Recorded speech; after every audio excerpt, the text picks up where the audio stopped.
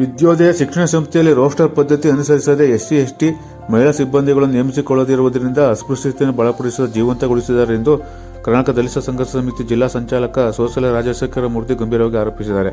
T. Narasipura ಪಟ್ಟಣದ ಸರ್ಕಾರಿ ಅತಿಥಿ ಗೃಹದಲ್ಲಿ ಕರೆದಿದ್ದ ಸುದ್ದಿಗೋಷ್ಠಿಯಲ್ಲಿ ಮಾತನಾಡಿದ ಅವರು, ಪಟ್ಟಣದಲ್ಲಿರುವ ವಿದ್ಯೋದಯ ಶಿಕ್ಷಣ ಸಂಸ್ಥೆ ಬಾಲಕ ಬಾಲಕಿಯರ ಪ್ರೌಢಶಾಲೆಯಲ್ಲಿ ಅಡುಗೆ ಸಿಬ್ಬಂದಿ ನೇಮಕಾತಿ ವಿಚಾರದಲ್ಲಿ ಸರ್ಕಾರ ಮಾಡಿರುವ ಸುತ್ತೋಲೆಯ ಇಲಾಖೆ ನಿಯಮವನ್ನು ಉಲ್ಲಂಘಿಸುವ ಮುಖ್ಯ ಶಿಕ್ಷಕರುಗಳು ಹಾಗೂ ಎಲ್ಲ ವಿಷಯ ಗೊತ್ತಿಲ್ಲದಂತೆ ಇರುವ ಕ್ಷೇತ್ರ ಶಿಕ್ಷಣಾಧಿಕಾರಿಗಳ ಮೇಲೆ ಸರ್ಕಾರ ಸಮಗ್ರ ತನಿಖೆ ನಡೆಸಬೇಕೆಂದು ಅವರು ಆಗ್ರಹಿಸಿದರು.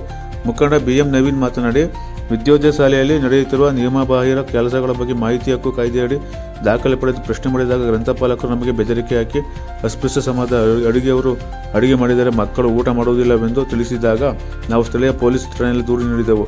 ಆಗ ಅವರನ್ನು ಕರೆಸಿ ವಿಚಾರಿಸಿದಾಗ ತಪ್ಪೊಪ್ಪಿಗೆ ಪತ್ರ ಬರೆದು ಕೊಟ್ಟಿದ್ದಾರೆಂದು ತಿಳಿಸಿ ಅವರ ಪ್ರತಿಯನ್ನು ಪ್ರದರ್ಶಿಸಿದರು. ಕ್ಷೇತ್ರ ಶಿಕ್ಷಣಾಧಿಕಾರಿಗಳು ಶಾಲೆಯ ವಿರುದ್ಧ ಅನೇಕ ಬಾರಿ ದೂರು ನೀಡಿದ್ದರೂ ಶಾಲೆಯ ವಿರುದ್ಧ ಯಾವ ಕ್ರಮಕ್ಕೂ ಮುಂದಾಗದೆ ಅವರು ಸರ್ಕಾರದ ಗಮನಕ್ಕೂ ತಾರದೆ ಈ ಶಾಲೆಯಲ್ಲಿ ನಡೆಯುತ್ತಿರುವುದಕ್ಕೆ ಒತ್ತು ನೀಡುತ್ತಾ ಅಧಿಕಾರ ದುರುಪಯೋಗ ಪಡಿಸಿಕೊಂಡಿದ್ದರಿಂದ ಅವರು ದೂರಿದರು. ಇಂತಹ ಅಧಿಕಾರಿಗೆ ಕರ್ತವ್ಯ ಲೋಪ ಹಾಗೂ ಶಿಕ್ಷಣ ಸಂಸ್ಥೆ ಶಿಕ್ಷಕರನ್ನು ಶಿಕ್ಷಣ ಇಲಾಖೆ ಉಪನಿರ್ದೇಶಕರು ಕೂಲಂಕಷವಾಗಿ ಪರಿಶೀಲಿಸಿ ಕಾನೂನು ಕ್ರಮ ಕೈಗೊಳ್ಳಬೇಕೆಂದು ಅವರು ಒತ್ತಾಯಿಸಿದರು. ಗೋಷ್ಠಿಯಲ್ಲಿ ಬನ್ನಹಳ್ಳಿ ಚಂದ್ರು, ಹತ್ತಳ್ಳಿ ರವಿ, ಹೊರಹೊಟ್ಟಿ ಮಹೇಂದ್ರ, ಸೋಸಲೆ ನಾರಾಯಣ್, ಬೂದಳ್ಳಿ ನಂಜುಂಡ ಸೇರಿದಂತೆ ಇತರರಿದ್ದರು. ಅಲ್ಲಿ ಕೊಟ್ಟಿರ್ತಾರೆ, ಸೂಕ್ತ ಮಾರ್ಗ ಕೊಟ್ಟಿರ್ತಾರೆ. ಆದ್ರೂ ಕೂಡ ಇದುವರೆಗೂ ಅದಕ್ಕೆ ಅನುಪಾನ ವರದಿನೂ ಸಲ್ಲಿಸಿಲ್ಲ. ಅವ್ರು ಯಾಕೆ ಮಾಡ್ಕೊಂಡಿಲ್ಲ? ನಿಯಮಾನುಸಾರವಾಗಿ ಇಲಾಖೆ ನಿಯಮದ ಪ್ರಕಾರ ಸರ್ಕಾರದ ಅನುದಾನದ ಅಡಿಯಲ್ಲಿ ಶಿಕ್ಷಕರ ನೇಮಕಾತಿಗಳು ಮಾತ್ರ ಬೇಕಿವ್ರಿಗೆ. ಆದ್ರೆ ಅಡುಗೆ ಸಿಬ್ಬಂದಿಗಳ ನೇಮಕಾತಿ ಯಾಕೆ ಬೇಡ? ಈ ನಾವು ನಿಯಮಾನುಸಾರ ರೋಸ್ಟರ್ ಬಿಂದು ನಾವು ಪ್ರಶ್ನೆ ಮಾಡೋದಕ್ಕೆ ನನಗೆ ಯಾರ್ದೋ ತೀಟಕ್ಕೆ ಬಲಿ ಆಗ್ತೀಯಾ ಅಂತ ಜೀವ ಬೆದರಿಕೆ ಹೊಟ್ಟಿದ್ದಾರೆ ಈ ಸಂಬಂಧ. ಮತ್ತು ಅಕ್ಷರ ದಾಸೋಹ ಖಾತೆಯಲ್ಲಿ ಸೆಲ್ಫ್ ಡ್ರಾ ಮಾಡ್ಕೊಂಡಿದ್ದಾರೆ. ಇದನ್ನ PM ಪೋಷಣ್ ಶಕ್ತಿ ನಿರ್ಮಾಣ ಸಹಾಯಕ ನಿರ್ದೇಶಕರು ಸುಮಾರು ಎಷ್ಟು ಹಣ ಡ್ರಾ ಮಾಡಿದ್ದಾರೆ? ಅದೇ ಸರ್ ಹೇಳ್ತೀನಿ. PM ಪೋಷಣ್ ಶಕ್ತಿ ನಿರ್ಮಾಣ ಸಹಾಯಕ ನಿರ್ದೇಶಕರು ಅವರಿಗೆ ನಾನು ಮುಖ್ಯ ಕಾರ್ಯನಿರ್ವಹಣಾಧಿಕಾರಿಗಳಿಗೆ ದೂರು ಸಲ್ಲಿಸಿರ್ತೀನಿ, ಈ ರೀತಿ ಸಮಗ್ರ ತನಿಖೆ ಹಾಕ್ಬೇಕು ಬಿಸಿ ಊಟ ನಿರ್ವಹಣೆ ದಾಖಲೆಗಳು ಅಂತ. ಆಗ ಜಿಲ್ಲಾ ಪಂಚಾಯತಿಯಿಂದ ಸಹಾಯಕ ನಿರ್ದೇಶಕರಿಗೆ ಒಂದು ನೋಟಿಸ್ ಬಂದಿರುತ್ತೆ. 7 ದಿನದಲ್ಲಿ PM ಪೋಷಣ್ ಲೆಕ್ಕಪತ್ರಗಳ ತಪಾಸಣೆ ಮಾಡಿ ಈ ಕಚೇರಿಗೆ ವರದಿ ಸಲ್ಲಿಸಬೇಕಂತ. ಉದ್ದೇಶ ಪೂರ್ವಕವಾಗಿ PM ಪೋಷಣ್ ಶಕ್ತಿ ನಿರ್ಮಾಣ ಸಹಾಯಕ ನಿರ್ದೇಶಕರು 50 ದಿನಗಳ ವಿಳಂಬ ಮಾಡಿರ್ತಾರೆ. ಇಲ್ಲಿ ನಮಗೆ ಅನುಮಾನ ಇದೆ, ದಾಖಲೆಗಳನ್ನ ಸೃಷ್ಟಿ ಮಾಡ್ಕೊಳ್ಳೋದಕ್ಕೆ ಅವರು ಅವಕಾಶ ಕೊಟ್ಟಿರ್ಬೋದು ಅಂತ ನಮ್ಗೆ ಅನುಮಾನ ಇದೆ. ಈ ಬಗ್ಗೆ ಸಮಗ್ರ ತನಿಖೆಗೆ DDP ಅವರಿಗೆ ಮತ್ತೆ ಮಾನ್ಯ ಆಯುಕ್ತರು, ಸಾರ್ವಜನಿಕ ಶಿಕ್ಷಣ ಇಲಾಖೆ ಪ್ರಧಾನ ಕಾರ್ಯದರ್ಶಿಗಳು ಇವ್ರಿಗೆಲ್ಲರಿಗೂ ನಾನು ದೂರು ಸಲ್ಲಿಸಿದ್ದೀನಿ. ಸಮಗ್ರ ಜಿಲ್ಲಾ ಹಂತದ ಅಧಿಕಾರಿಗಳನ್ನ ನೇಮಕ ಮಾಡಿ ತನಿಖೆ ಆಗ್ಬೇಕು, ಸಮಗ್ರ ತನಿಖೆ ಆಗ್ಬೇಕು. ಇವರು 7 ದಿನಗಳಲ್ಲಿ ವರದಿ ನೀಡಿ ಅಂತ ಕೊಟ್ಟ ಮೇಲೆ 50 ದಿನಗಳ ವಿಳಂಬ ಮಾಡಿದ್ದಾರೆ. ಆದ್ರೆ ಸೆಲ್ಫ್ ಡ್ರಾ ಮಾಡಿರೋದ್ರ ಬಗ್ಗೆ 21ರಿಂದ 25ನೇ ಸಾಲಿನವರೆಗೆ ಸೆಲ್ಫ್ ಡ್ರಾ ಮಾಡಿರೋ ಬಗ್ಗೆ ಯಾವುದೇ ಸ್ಪಷ್ಟ ವಿವರ ದಾಖಲಿಸಿಲ್ಲ. ಸೆಲ್ಫ್ ಮಾಡಿ ಡ್ರಾ ಮಾಡಿದ್ದಾರೆ ಅಷ್ಟೇ. 2 ಶಾಲೆಗಳಿಗೆ ಅವ್ರು ಕೊಟ್ಟರೆ ಸೆಲ್ಫ್ ವರದಿಯಲ್ಲಿ ಸೆಲ್ಫ್ ಡ್ರಾ ಮಾಡಿದ್ದಾರೆ. ಎಷ್ಟು ಮಾಡಿದ್ದಾರೆ? ಈಗ 20 ಲಕ್ಷ ಖರ್ಚಾಗಿದೆ. 20 ಲಕ್ಷ ಯಾವ್ಯಾವ್ದಕ್ಕೆ ಖರ್ಚಾಗಿದೆ? 20 ವೋಚರ್ಗಳು, ತರಕಾರಿ, ಹಣ್ಣು, ಬಾಳೆಹಣ್ಣು, ಮೊಟ್ಟೆ ಖರೀದಿಸಿರೋದು, ಬಿಸಿ ಊಟ ನಿರ್ವಹಣೆಗೆ ವೋಚರ್ಗಳು ನಿರ್ವಹಿಸಿರುತ್ತಾರೆ. ಸ್ಪಷ್ಟೀಕರಣ ಇಲ್ಲ ಅದಕ್ಕೆ. ಯಾವುದೇ ಇಷ್ಟು ರಶೀದಿಗಳಿದೆ, ಈ ಇಯರ್ ಅಲ್ಲಿ ಇಂಥ ಸಾಲಿನಲ್ಲಿ ಇಷ್ಟು ಖರೀದಿ ಮಾಡಿದೀವಿ, ಯಾವುದೇ ರೀತಿ ಸ್ಪಷ್ಟೀಕರಣಗಳನ್ನ ಕೊಟ್ಟಿಲ್ಲ. ಅಸ್ಪಷ್ಟ ವರದಿ ಮಾಡಿದ್ದಾರೆ ಸಹಾಯಕ ನಿರ್ದೇಶಕರು, PM ಪೋಷಣ್ ಶಕ್ತಿ ಅವರು ಅಸ್ಪಷ್ಟ ವರದಿ ಮಾಡಿದ್ದಾರೆ. ಈ ಸಂಬಂಧ ಇಲಾಖೆ ನಿಯಮದಂತೆ ಅಡುಗೆ ಸಿಬ್ಬಂದಿಗಳನ್ನ ನೇಮಕಾತಿ ಮಾಡ್ಕೊಳ್ಳಿ ಅಂತ ಮುಖ್ಯ ಕಾರ್ಯನಿರ್ವಹಣಾಧಿಕಾರಿಗಳು, ಜಿಲ್ಲಾ ಪಂಚಾಯತ್ ಮೈಸೂರು, ಜಿಲ್ಲಾಧಿಕಾರಿಗಳು ಮೈಸೂರು ಜಿಲ್ಲೆ, ಮಾನ್ಯ ಆಯುಕ್ತರು, ಸಾರ್ವಜನಿಕ ಶಿಕ್ಷಣ ಇಲಾಖೆ, ಜಂಟಿ ನಿರ್ದೇಶಕರು, ಮಧ್ಯಾಹ್ನ ಉಪಹಾರ ಯೋಜನೆ ಇವರೆಲ್ಲರಿಗೂ ದೂರು ಕೊಟ್ಟರು ಕೂಡ ಇಲ್ಲಿವರೆಗೂ ಯಾವುದೇ ರೀತಿ ಕ್ರಮ ತಗೊಂಡಿಲ್ಲ.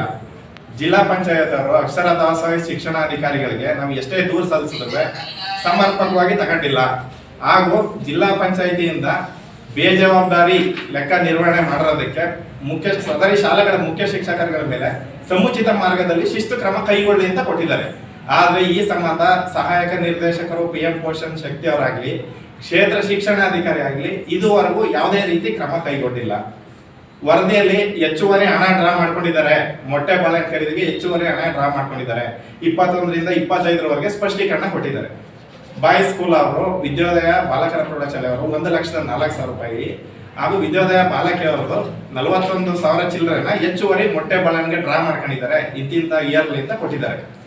ಆದ್ರೆ ನಾನು ದೂರು ಕೊಟ್ಟು ಇದನ್ನ ತನಿಖೆ ಮಾಡಿಸೋವರೆಗೂ, ಇದನ್ನ ಪರಿಶೀಲನೆ ಮಾಡಿಸಿ ಬೆಳಕಿಗೆ ತರೋವರೆಗೂ ಹೆಚ್ಚುವರಿ ಡ್ರಾ ಮಾಡಿರೋ ಹಣ ನಾವು ವರ್ಷಾಂತ್ಯದಲ್ಲಿ ಶೈಕ್ಷಣಿಕ ಸಾಲಿನ ಅಂತ್ಯದಲ್ಲಿ ಯಾಕೆ ಅವ್ರ ಖಾತೆಗೆ ಜಮಾ ಮಾಡಿಲ್ಲ? ಇಲ್ಲಿವರೆಗೂ ಯಾಕೆ ಇಟ್ಕೊಂಡ್ರು? ಈ ಹಿಂದೆ ಮಾಡಿದ ತಪಾಸಣೆ ಮಾಡಿದ ಅಧಿಕಾರಿಗಳಿಗೆ ಇದ್ಯಾವುದು ಬೆಳಕಿಗೆ ಬಂದಿಲ್ವಾ? 3 ವರ್ಷಗಳಿಂದ ಹೆಚ್ಚುವರಿ ಹಣ ಡ್ರಾ ಮಾಡ್ಕೊಂಡಿರೋದು ಯಾವುದು ಬೆಳಕಿಗೆ ಬಂದಿಲ್ವಾ? ಆದ್ರೆ ಏನ್ ನೋಡಿ ತಪಾಸಣೆ ಮಾಡಿದ್ರು ಅವ್ರ ಮೇಲೆ ಕ್ರಮ ಆಗ್ಬೇಕಿತ್ತು. ತಪಾಸಣಾ ವರದಿಗಳು ಈ ಹಿಂದೆ ಇದ್ದವರು ಸಹಾಯಕ ನಿರ್ದೇಶಕರುಗಳು ಬಿಸಿ ಊಟ ಯೋಜನೆ ಇವ್ರನ್ನ ಹೆಚ್ಚುವರಿ ತನಿಖೆ ಮಾಡಿ ಇದ್ರ ಬಗ್ಗೆ ಕೂಲಂಕುಷವಾಗಿ ತನಿಖೆ ಮಾಡಿ ಸಮಗ್ರ ತನಿಖೆ ಆಗ್ಬೇಕು. ನಾವು ಜಿಲ್ಲಾಧಿಕಾರಿಗಳಿಗೆ ಎಲ್ಲಿಗೂ ಮನವಿ ಸಲ್ಲಿಸಿದ್ರು ಕೂಡ ಇದುವರೆಗೆ ಯಾವುದೇ ರೀತಿ ಕ್ರಮ ಕೈಗೊಂಡಿರಲಿಲ್ಲ. ಈ ತಕ್ಷಣ ತುರ್ತಾಗಿ ಸಮಗ್ರ ತನಿಖೆ ಕೈಗೊಂಡು ಸರ್ಕಾರದ ಅನುದಾನ ಪಡ್ಕೊಂಡ್ರಿಂದ ಇಲ್ಲಿವರೆಗೂ ಅಡುಗೆ ಸಿಬ್ಬಂದಿಗಳನ್ನ ನಿಯಮಾನುಸಾರ ಇಲಾಖೆ ನೇಮಕಾತಿ ಮಾಡ್ಕೊಂಡಿಲ್ಲ. ಹಾಗೂ ಶಿವಶಂಕರ್ ಅವರು ನನಗೆ ಜೀವ ಬೆದರಿಕೆ ಹಾಕಿದ್ದಾರೆ. ಅವರು ಮಾಡಿದ್ರೆ ಮಕ್ಕಳು ಊಟ ಮಾಡಲ್ಲ. ಅವರು ಅಂದ್ರೆ ಯಾರು? ಅದಕ್ಕೆ ನನಗೆ ಸ್ಪಷ್ಟೀಕರಣ ಬೇಕು. ಹಾಗೂ ಅಕ್ಷರ ದಾಸೋಹ ಖಾತೆಯಲ್ಲಿ ಎಷ್ಟು ಸೆಲ್ಫ್ ಡ್ರಾ ಮಾಡಿದ್ದಾರೆ ಇದನ್ನ ಅಸ್ಪಷ್ಟ ವರದಿ ಮಾಡಿರೋದ್ರಿಂದ ಸಹಾಯಕ ನಿರ್ದೇಶಕರು ಹಾಗೂ ಈ ಸಂಬಂಧ ಯಾವುದೇ ದೂರು ಕೊಟ್ಟರು ಕ್ರಮ ಕೈಗೊಳ್ತಾ ಇರೋ ಶಿಕ್ಷಣಾಧಿಕಾರಿಗಳು, ಕ್ಷೇತ್ರ ಶಿಕ್ಷಣಾಧಿಕಾರಿಗಳು ಇವ್ರ ಮೇಲೆಲ್ಲ ಕಠಿಣ ಕ್ರಮ ಜರುಗಿಸಬೇಕು. ಹಾಗೂ ಈ ಕೂಡಲೇ ತುರ್ತಾಗಿ ನಿಯಮಾನುಸಾರ ಇಲಾಖೆ ನಿಯಮದಂತೆ ಸರ್ಕಾರದ ಅನುದಾನದಲ್ಲಿ 2 ಶಾಲೆಗಳಿಗೆ ಅಡುಗೆ ಸಿಬ್ಬಂದಿಗಳನ್ನ ನೇಮಕಾತಿ ಮಾಡ್ಕೋಬೇಕು. ಸಂವಿಧಾನದ ಆಶೋತ್ತರಗಳಿಗೆ ಇವರು ಬೆಲೆ ಕೊಡಬೇಕು ಅಂತ ಈ ಮೂಲಕ ತಮಗೆ ಕೇಳಿ ಅಡುಗೆ ಸಿಬ್ಬಂದಿಗಳನ್ನು ನೇಮಕ ಮಾಡಿಕೊಳ್ಳದೆ ಅಕ್ರಮವಾಗಿ ಹಣವನ್ನು ದುರ್ಬಳಕೆ ಮಾಡಿಕೊಂಡು ರಾಜ್ಯ ಸರ್ಕಾರದ ಅನುದಾನವನ್ನು ದುರುಪಯೋಗ ಮಾಡಿಕೊಳ್ತಿದ್ದಾರೆ. ಮಾರ್ಗಸೂಚಿ ಅನ್ವಯ ಅಡುಗೆ ಸಿಬ್ಬಂದಿಯನ್ನು ನೇಮಿಸಿಕೊಳ್ಳದೆ ಪರಿಶಿಷ್ಟ ಜಾತಿ ಅಥವಾ ಪರಿಶಿಷ್ಟ ಪಂಗಡದ ಮಹಿಳೆಯರನ್ನ ಕಡೆಗಣಿಸಿ ಉದ್ಯೋಗವನ್ನು ನೀಡದೆ ವಂಚಿಸುತ್ತಾ ಸರ್ಕಾರಕ್ಕೆ ವಂಚನೆ ಮಾಡ್ತಿದ್ದಾರೆ. ಹಾಗಾಗಿ 2021ರಿಂದ 2025 ತನಕ ಏನು ಅನುದಾನ ಬಳಕೆ ಮಾಡ್ಕೊಂಡಿದ್ದಾರೋ ಆ ಅನುದಾನವನ್ನು ಸರ್ಕಾರಕ್ಕೆ ಹಿಂತಿರುಗಿಸುವಂತೆ ಮಾನ್ಯ ಜಿಲ್ಲಾಧಿಕಾರಿಗಳು ಶಿಫಾರಸು ಮಾಡಬೇಕು. ನಿಯಮ 10,000ವನ್ನು ಡ್ರಾ ಮಾಡಬೇಕು ಅಂತ ಹೇಳಿದರೆ ಮುಖ್ಯ ಶಿಕ್ಷಕರು ಅಧಿಕ ಮಟ್ಟದ ಹಣವನ್ನು ಡ್ರಾ ಮಾಡಿರ್ತಾರೆ. ಇದು ಖಂಡನೀಯ. ಮಧ್ಯಾಹ್ನದ ಬಿಸಿಯೂಟ ಯೋಜನೆ PM ಪೋಷಣ್ ಭಾರತ ಸರ್ಕಾರವು ಸರ್ಕಾರಿ ಮತ್ತು ಅನುದಾನಿತ ಶಾಲೆಗಳ ಮಕ್ಕಳ ಪೌಷ್ಟಿಕಾಂಶದ ಮಧ್ಯಾಹ್ನದ ಆಹಾರ ಒದಗಿಸುವ ಕಾರ್ಯಕ್ರಮವಾಗಿರುತ್ತದೆ. ಈ ಕಾರ್ಯಕ್ರಮ ಮಕ್ಕಳಲ್ಲಿ ಸಮಾನತೆಯನ್ನು ಉಂಟು ಮಾಡುವಂತಹ ಸಹಪಂಕ್ತಿ ಭೋಜನೆಯನ್ನು ತರುವಂತಹ ಯೋಜನೆಯಾಗಿದ್ದು ಮಕ್ಕಳ ಸಂಖ್ಯೆಯನ್ನು ಹೆಚ್ಚಿಸುವಂತಹ ಒಂದು ಮಹತ್ತರವಾದ ಒಂದು ಯೋಜನೆಯಾಗಿರುತ್ತದೆ. ಈ ಶಾಲೆಯ ಮುಖ್ಯ ಶಿಕ್ಷಕರು ವಿದ್ಯಾರ್ಥಿ ದಶೆಯಿಂದಲೇ ಜಾತಿ ಬೀಜವನ್ನು ಬಿತ್ತುತ್ತಾ ತಾರತಮ್ಯವೆಸಗಿ ಅಡುಗೆ ಸಿಬ್ಬಂದಿಯನ್ನು ನೇಮಕ ಮಾಡಿಕೊಳ್ಳದೇನೆ ನಿಯಮ ಬಾಹಿರವಾದ ಕೆಲಸವನ್ನು ಮಾಡಿದ್ದಾರೆ. ಇಂತಹ ನಿಯಮ ಬಾಹಿರದ ಕೆಲಸಕ್ಕೆ ಮಾನ್ಯ ಕ್ಷೇತ್ರ ಶಿಕ್ಷಣಾಧಿಕಾರಿಗಳು ಶಾಲೆಗೆ ಭೇಟಿ ನೀಡದೆ ಇವರು ಮಾಡುವಂತಹ ಅಕ್ರಮ ವ್ಯವಹಾರಗಳಿಗೆ ನಿಯಮ ಬಾಹಿರ ಕೆಲಸಗಳಿಗೆ ಒತ್ತು ನೀಡುತ್ತಾ ಸರ್ಕಾರಕ್ಕೆ ವರದಿ ಮಾಡಿ ಅನುದಾನವನ್ನು ತಡೆಗಟ್ಟುವಲ್ಲಿ ವಿಫಲರಾಗಿದ್ದಾರೆ. ಈ ಒಂದು ವಿಚಾರದಲ್ಲಿ BM ನವೀನ್ ರವರು ಈ ಶಾಲೆಯಲ್ಲಿ ನಡೆಯುವಂತಹ ನಿಯಮ ಬಾಹಿರ ಕೆಲಸಕ್ಕೆ ಮಾಹಿತಿ ಹಕ್ಕು ಅಡಿಯಲ್ಲಿ ಅರ್ಜಿ ಹಾಕಿ ಕೆಲವು ದಾಖಲೆಗಳನ್ನು ಸಂಗ್ರಹಿಸಿ ಅಲ್ಲಿ ನಡೆಯುವಂತಹ ದುರಾಡಳಿತದ ವ್ಯವಸ್ಥೆಯ ಬಗ್ಗೆ ಧ್ವನಿ ಮಾಡ್ತಾರೆ. ಆ ಪ್ರಶ್ನೆ ಮಾಡಿದ ಸಂದರ್ಭದಲ್ಲಿ ಸಂಸ್ಥೆಯ ಗ್ರಂಥಪಾಲಕರೊಬ್ಬರು ಸ್ನೇಹಿತ ನವೀನರವರಿಗೆ ದೂರವಾಣಿ ಮೂಲಕ ಬೆದರಿಕೆ ಹೊಡ್ತಾರೆ.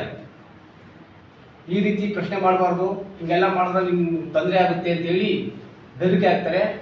ಯಾಕೆ ನಿಯಮದ ಪ್ರಕಾರ ಅಡುಗೆ ಸಿಬ್ಬಂದಿಯನ್ನು ನೇಮಕ ಮಾಡ್ಕೊಂಡಿಲ್ಲ ಅಂತೇಳಿ ಇವರು ಉತ್ತರ ನೀಡಿದಾಗ ಅವರು ಅಡುಗೆ ಮಾಡಿದರೆ ಮಕ್ಕಳು ಊಟ ಮಾಡೋದಿಲ್ಲ ಅಂತೇಳಿ ಸಂಬೋಧನೆ ಮಾಡ್ತಾರೆ. ಈ ಬೆದರಿಕೆ ವಿಚಾರದಲ್ಲಿ ಸ್ಥಳೀಯ ಪೊಲೀಸ್ ಠಾಣೆಗೆ ನವೀನ್ ರವರು ದೂರು ನೀಡ್ತಾರೆ. ಆ ದೂರಿನನ್ವಯ ವಿಚಾರಣೆಯನ್ನು ಕರೆಸಿ ಕೇಳಿದಾಗ ನಾನು ಅವ್ರಿಗೆ ಬೆದರಿಕೆ ಆಗಿರೋದು ತಪ್ಪಾಗಿದೆ, ಈ ರೀತಿ ಮಕ್ಕಳು ಊಟ ಮಾಡೋದಿಲ್ಲ ಅಂತ ಹೇಳಿರೋದು ತಪ್ಪಾಗಿದೆ, ಇನ್ನು ಮುಂದೆ ನಾನು ಅವ್ರ ತಂಟೆದಾರರಿಗೆ ಹೋಗೋದಿಲ್ಲ ಅಂತ ಹೇಳಿ ಹೇಳಿಕೆಯನ್ನು ನೀಡಿರ್ತಾರೆ. ಇಂತಹ ಭ್ರಷ್ಟಾಚಾರ ಇಂತಹ ಅವ್ಯವಹಾರ ನಿಯಮ ಬಾಹಿರ ಕೆಲಸವನ್ನು ನವೀನ್ ರವರು ಮೂಲಕ ಸಾರ್ವಜನಿಕವಾಗಿ ಪ್ರಶ್ನೆ ಮಾಡಿದ ಮೂಲಕ ಹೊರಗೆ ಬಂದಿದೆ. ಈ ವಿಚಾರದಲ್ಲಿ ಬಿಸಿಯೂಟದ ಯೋಜನಾಧಿಕಾರಿಗಳು ಶಾಲೆಗೆ ಭೇಟಿ ನೀಡ್ತಾರೆ. ಭೇಟಿ ನೀಡಿದ ಸಂದರ್ಭದಲ್ಲಿ ಸರ್ಕಾರದ ಮಾರ್ಗಸೂಚಿಯಂತೆ ಅಡುಗೆ ಸಿಬ್ಬಂದಿಯನ್ನು ನೇಮಕ ಮಾಡಿರುವುದಿಲ್ಲ, 10,000ಕ್ಕಿಂತ ಹೆಚ್ಚಿನ ಮಟ್ಟದಲ್ಲಿ ಹಣವನ್ನು ಡ್ರಾ ಮಾಡಿ ದುರುಪಯೋಗ ಮಾಡಿಕೊಂಡಿದ್ದಾರೆ ಅಂತೇಳಿ ಉಲ್ಲೇಖ ಮಾಡಿ ಮಾನ್ಯ ಕಾರ್ಯನಿರ್ವಾಹಕ ಅಧಿಕಾರಿಗಳಿಗೆ, ಕ್ಷೇತ್ರ ಶಿಕ್ಷಣಾಧಿಕಾರಿಗಳಿಗೆ ಮುಂದಿನ ಕ್ರಮ ವಹಿಸೋದಕ್ಕೆ ಪತ್ರ ವ್ಯವಹಾರ ಮಾಡಿರ್ತಾರೆ. ಕ್ಷೇತ್ರ ಶಿಕ್ಷಣಾಧಿಕಾರಿಗಳು ಈವರೆಗೂ ಇದನ್ನು ಪತ್ತೆ ಹಚ್ಚಿದೆ, ಸರ್ಕಾರ ಗಮನ ಸೆಳೆದಿದೆ, ಸರ್ಕಾರಕ್ಕೆ ವರದಿ ಮಾಡಿದೆ, ಇಂತಹ ಅವ್ಯವಹಾರಗಳಿಗೆ ಒತ್ತು ನೀಡ್ತಾ ಬೆಂಬಲವಾಗಿ ನಿಂತಿದ್ದಾರೆ. ಇದೇ ಕ್ಷೇತ್ರ ಶಿಕ್ಷಣಾಧಿಕಾರಿಗಳು ಕೆಲವು ಶಾಲೆಗಳಿಗೆ 5 ರಿಂದ 6 ತಿಂಗಳಾದರೂ ಭೇಟಿ ನೀಡಿರುವುದಿಲ್ಲ. ಇವರು ಸರ್ವಾಧಿಕಾರಿಯಂತೆ ಸರ್ಕಾರದ ನಿಯಮವನ್ನು ಉಲ್ಲಂಘನೆ ಮಾಡಿ ಕೆಲವು ಅಡ್ಡ ನಿಯೋಜನೆಗಳನ್ನು ಮಾಡ್ತಾರೆ. ಆ ಅಡ್ಡ ನಿಯೋಜನೆಯಿಂದ ಈ ವರ್ಷದ ಶೈಕ್ಷಣಿಕ ಗುಣಮಟ್ಟ ಕೆಳಮುಖವಾಗಿರ್ತದೆ. ಶಾಲೆಗಳಿಗೆ ಭೇಟಿ ಕೊಟ್ಟು ಶೈಕ್ಷಣಿಕ ಮಟ್ಟದ ಬಗ್ಗೆ ಜಾಗೃತಿ ಮೂಡಿಸುವಲ್ಲಿ ವಿಫಲರಾಗಿರ್ತಾರೆ. ಈ ಸಂಬಂಧ ನಾನು ರಾಜ್ಯ ಸರ್ಕಾರದ ಆಯುಕ್ತರು, ಮುಖ್ಯ ಕಾರ್ಯನಿರ್ವಾಹಕ ಅಧಿಕಾರಿಗಳು ಎಲ್ಲರಿಗೂ ದೂರು ಸಲ್ಲಿಸಿರ್ತೇನೆ. ಈ ದೂರಿನನ್ವಯ ವಿಚಾರಣಾ ಅಧಿಕಾರಿಗಳಾಗಿ ಶ್ರೀಮತಿ ನಿರೂಪ ವ್ಯವಸ್ಥೆ ಅವ್ರನ್ನ ವಿಚಾರಣಾಧಿಕಾರಿಯಾಗಿ ಕಳಿಸ್ತಾರೆ. ವಿಚಾರಣೆ ನಡೀತದೆ. ವಿಚಾರಣೆ ಕೂಲಂಕುಷವಾಗಿ ನಡೆದು ಸಮರ್ಥವಾಗಿ ಉತ್ತರ ನೀಡುತ್ತಾರೆ. ವಿಚಾರಣೆ ವರದಿನಲ್ಲಿ ವಿಚಾರಣಾಧಿಕಾರಿಗಳು ತಿರುಚಿ ಸತ್ಯಾಂಶವನ್ನು ಮರೆಮಾಚಿ ಏನು ಅಕ್ರಮವಾಗಿ ಅಸಮರ್ಥವಾಗಿ ದುರಾಡಳಿತ ನಡೆಸಿರ್ತಾರೆ ಅಧಿಕಾರಿಗಳು, ಅವರ ಪರ ವರದಿಯನ್ನು ಮಾಡಿ ಅಧಿಕಾರಿಗಳ ರಕ್ಷಣೆಯಲ್ಲಿ ಪಾತ್ರವಹಿಸಿರ್ತಾರೆ. ಹೀಗಾಗಿ ಮಾನ್ಯ DDP ಅವರು ಈ ವಿಚಾರವನ್ನು ಕೂಲಂಕುಷವಾಗಿ ಪರಿಶೀಲಿಸಿ ಈ ಏನು ಅಡ್ಡ ನಿಯಮ ಯೋಜನೆ ಮಾಡಿದ್ದಾರೆ ಮತ್ತು ಏನು ಆ ಶಾಲೆಯಲ್ಲಿ ಎರಡು ಹಾಜರಾತಿಯನ್ನು ಇಟ್ಟುಕೊಂಡು ಒಂದು ಕಡೆ ಸೈನ್ ಮಾಡಿ ಒಂದು ಕಡೆ ಬಿಟ್ಟಿರ್ತಾರೆ, ಇದು ಶಾಲಾ ನಿಯಮದ ವಿರುದ್ಧ.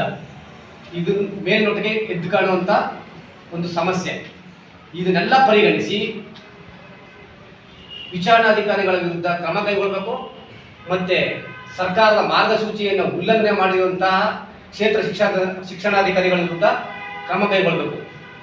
ಏನು ಪರಿಶಿಷ್ಟ ಜಾತಿ ಮಹಿಳೆ ಮತ್ತು ಪರಿಶಿಷ್ಟ ಪಂಗಡದ ಮಹಿಳೆಯರನ್ನು ಕಡೆಗಣಿಸಿ ಅಡುಗೆ ನೇಮಕಾತಿ ಸಿಬ್ಬಂದಿ ತಗೊಳ್ದೇ ಇರುವಂತಹ ಮುಖ್ಯ ಶಿಕ್ಷಕರು,